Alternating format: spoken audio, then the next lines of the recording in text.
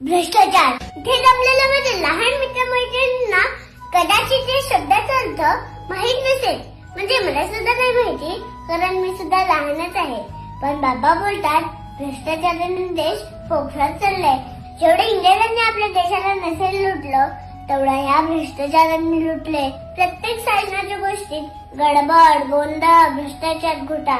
ह्यांचे घोटाळे करोड, 100 करोड, 1000 करोड, हजारो करोड. हे घोटाळे करून एवढा पचवून ढेकडी देत नाही म्हणे. जेवढी आपली लोकसंख्या आहे आणि जेवढी आपण सगळ्या गोष्टी टॅक्स भरतो, हे पाहून आपण जगातले महासत्ता कधीच बनायला हवं होतं. पण या घोटाळेबाजांमुळे आपल्या देशाचं अतोनात नुकसान होत चाललंय.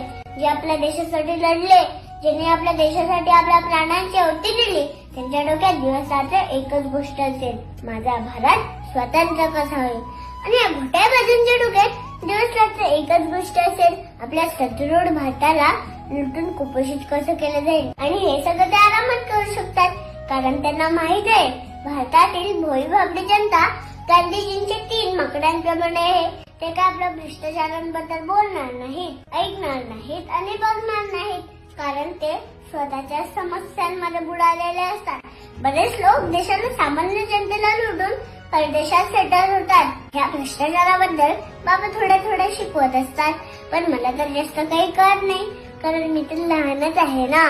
पण प्रश्न जर भारताला कमकुवत करण्याचा असेल तर भ्रष्टाचार बघू नका, अफरातफर ऐकू नका, त्यांबद्दल बोलू नका.